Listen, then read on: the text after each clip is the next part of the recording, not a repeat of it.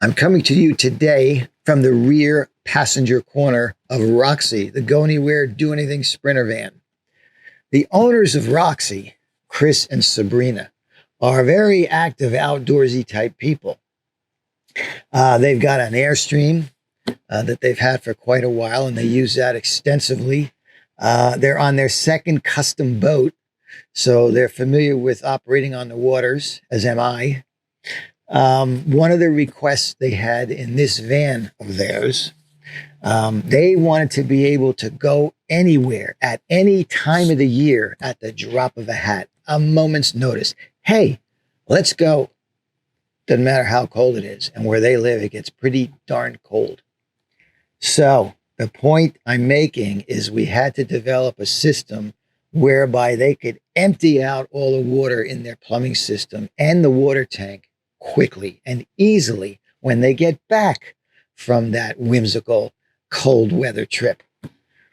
50 gallons of fresh water in this van. So we're going to be filling that with baffle balls. They look like giant wiffle balls. They're food safe. Fill the tank with those and it prevents the sloshing, which could cause a great deal of problem in this van with that much gallonage, 50 gallons. You can see we got some pretty heavy duty 80-20 we're going to use to lock this tank in place so it doesn't slide laterally.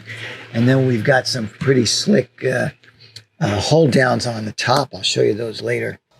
My 3-year-old grandson, Ben, asked if I could build him a dinosaur submarine.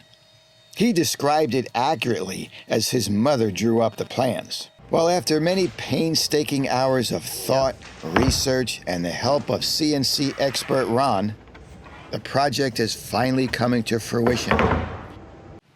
Water tank. I've got a bottom feed coming off that water tank. That's right. I haven't done a bottom feed since my first van build. I like to put all of my perforations through the top of the tank, all of them. That way they can't leak. I had no choice here. This was a prime request from the owners. I had to make this work. So I've got a very, very strong brass through hull fitting from the boating world. That comes out of the bottom of the tank here, and we come down into my 250-pound PSI hose lines. Now, when that water, gravity fed, comes down, it's going to come this way and stop at the pump, and it's going to come this way, stop at this valve. When you turn this pump on, that water will now make its way through the filter, through the pump. Then it's going to come this way. It's going to get forced up into my distribution manifold. It's going to get forced, but stop on that valve. So you notice these blue handles, I've got 2 valves, and they both lead into one hole through the bottom floor of the van. So you've turned on the sink, the water comes through the pump, comes across here, up through my manifold, all individually isolated right here, okay? So this one is cold water going to the sink in the galley. This one is cold water going to the aqua hot to be heated and come back as hot water. This is cold water going to the shower on the other side of the van. Okay, they had their great fun, and now they're back. It's still sub-zero where they live and where they're going to store this baby. So now they've got to empty the tank and the plumbing system right quick and easy. So with the pump off, you open this valve. What that does is it empties your fresh water tank.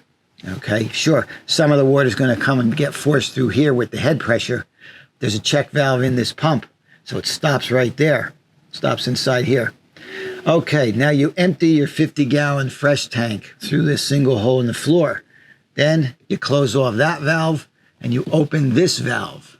Okay, this valve is going to let all of your zones, let me open that again so I don't confuse you.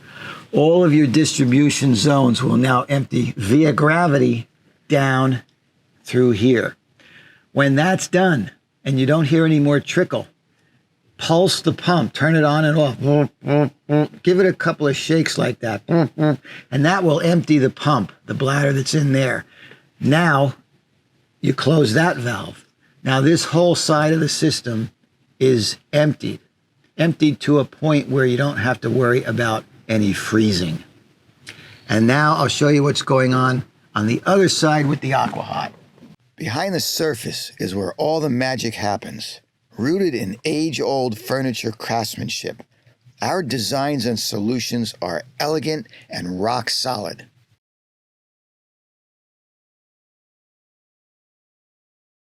We are so enjoying our first fully laminated build. Our vacuum table has never seen such use nor respect. Debbie and John have asked for white chocolate, the very same laminate in their pleasure way.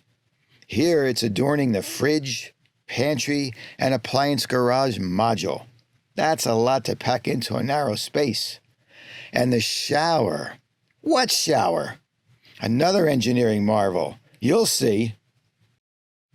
And our signature airline cabinets flank each side of the north-south bed.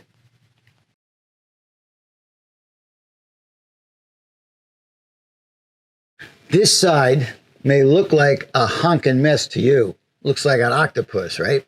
It's actually very simple, the way this system lays out. Yeah, I would love to have had another 8 inches or so to make this all happen with my my radiant heat in the floor. But, you know, everything in a van is a game of Tetris and a game of compromise. An office, a large shower, a big refrigerator, 1260 amp hours of lithium. Something's got to give. This is what I'm left with to do this job with the AquaHot. It is just enough room. It's just enough room. And believe it or not, I just still have 2 more hoses to connect here, but it is a very simple installation. I'm very happy the way this AquaHot has progressed so far. But anyway, this video is about winterization, quick and easy winterization.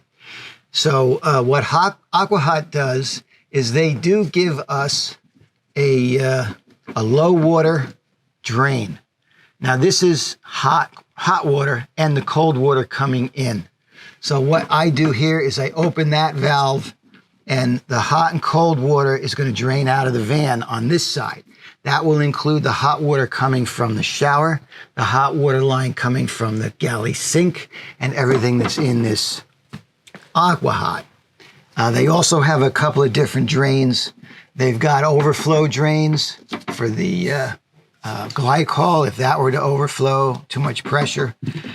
We've got some pumps back here to pump the glycol through the radiant system to the blowers. Then there's a secondary pump and a whole secondary manifold in here with a mixing valve to run that glycol through the radiant section of this system. It's really not that bad. It's not that bad. I can look at these hoses. I know exactly what each one of them is doing. I can see the trees from the forest, so to speak. I finally got a chance to use that phrase and know what it means. Roxy Galley. Little backstory. You know that Chris and Sabrina are active boaters. They've got their Airstream. So the name of this van, Roxy, is a tribute to Sabrina's mom, who had passed away about a year before they decided to build this van. So I kept in my mind that they are boaters also. They came in for a visit a while back, and we had a surprise for them that they didn't know about. This is a switch panel that I designed for the galley. All of these switches are working, all of the lights, the porch lights, the water pump, and I've grabbed these nautical flags, little acrylic nautical flags. This spells out Roxy.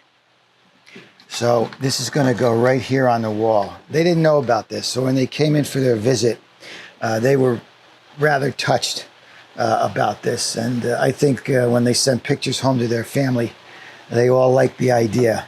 So that just reinforces and enhances the tribute to Roxy from a boater's point of view in a van.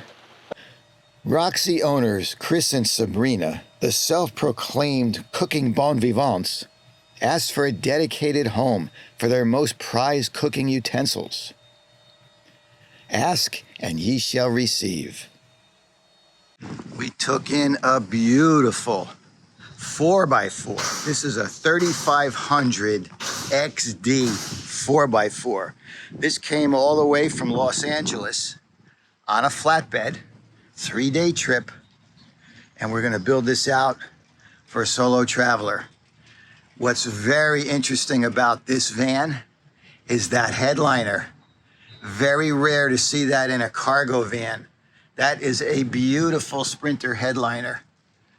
So we do have to drop it in order to insulate and rattle trap and run some wires across, but we're hoping to clean it up and use it.